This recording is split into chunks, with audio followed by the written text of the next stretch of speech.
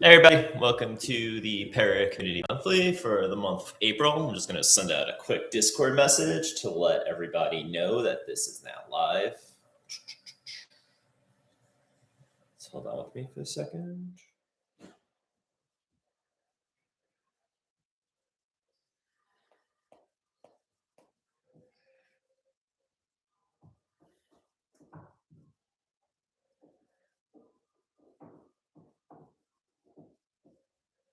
Cool. I'm just going to give it one more minute for everybody to jump in. Looks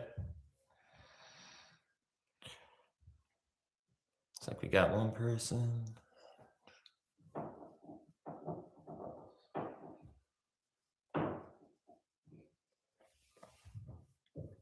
I'll put on some music.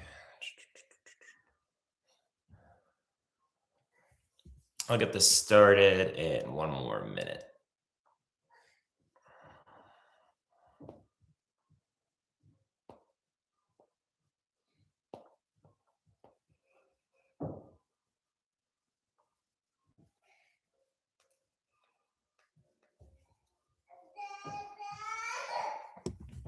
All right, cool. Let's get this going.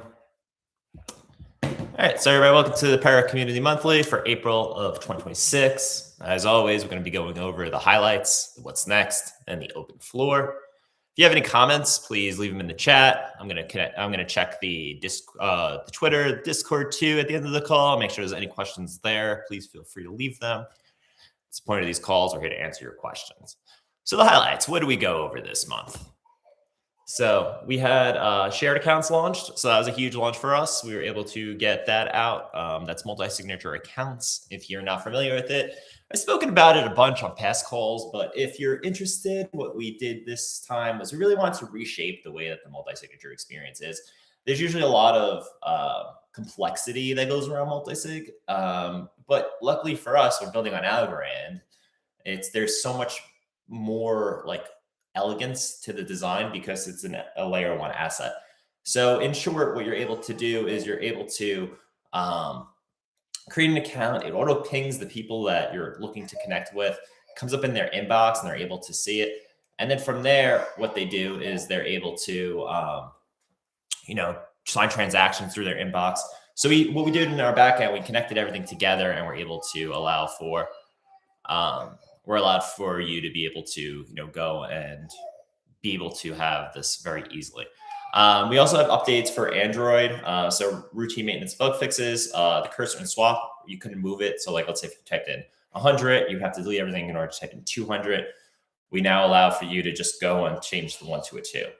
And then we also had an experimental feature where app calls. So for example, there are some transactions like you ever sold an NFT, or if you used Allbridge, the balance for the Algorand is hidden inside inner transactions. What this does is allows it for it to show up on the top level. So let's say you got 100 algo from an Allbridge, you'll see that 100 now instead of having to dig into the transactions. For iOS, we released shared accounts, but we also did some routine maintenance bug fixes for the app itself. For Pera Explorer, we added X-Chain account wallet support. And on ParaFund, US users can now buy algo, which is something they weren't able to do in the past. And we added Coinbase support to our third-party provider meld. What's next? So we have our backup and sync feature coming. So it's a replacement for the Algorand secure backup. I've been seeing a lot of tweets on this in general. We have this coming. We removed it because we needed HD wallet support, but with HD wallets now, this thing will support that. It'll support ledger accounts. It'll support regular accounts. It'll also allow for people to sync accounts across devices, and in addition to that, allow for backup of passkeys, contacts, wallet names, etc. And maybe your favorites on Discover. So it's a lot more of a robust system. It's a huge improvement over what we originally had. So here are some cute screenshots of the onboarding screen. You can set up a new backup or restore one. This is what it looks like when you have it together. And then you could also store your backup credentials. So you could store them locally, Apple iCloud, Google Drive. So we're giving you a bunch of options here. So upcoming priorities, we have the transaction display. So this would make just everything a little bit more human readable, especially if things are in groups. React Native app, this is our highest priority right now. We're looking to switch it over from the iOS and Android native apps to our single React Native. version that can handle both, this will allow us to develop a lot more faster, efficiently, and we don't have to spend as many resources between the two. And what's nice too is the feature parity between the two devices will be the same. So iOS and Android will be getting features at the exact same time. In addition to that, I just spoke about the Pera backup and sync system. The Pera Card V2 is coming, working with our partner in order to get this going. And then the token mentor has just been there. Maybe one day we'll get it done, but it's not a huge priority right now.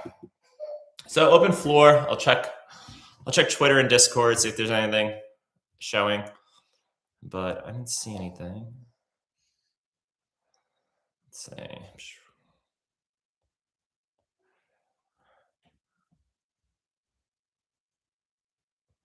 Okay, I don't see anything on Discord.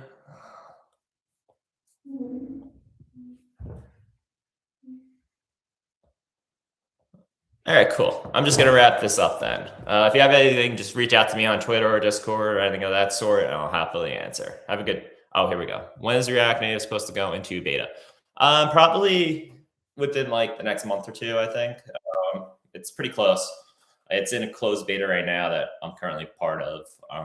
There's still a few things like we have to get multi-sig done. We have to, the ledger support's being worked on, and then there's like just a few optimizations that need to be done, but we're getting there. It's really close to being fully feature complete. So yeah, once we get that, we're definitely gonna be putting out open calls for the community if they want to get testing with this.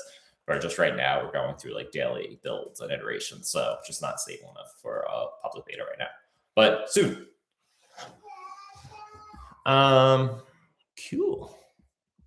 If that's it, I will end the stream. Thank you, everybody. Like I said, feel free to always ask questions in the Discord or on Twitter, and I'll be happy to answer them. Have a good day and have a good week, everybody. Bye.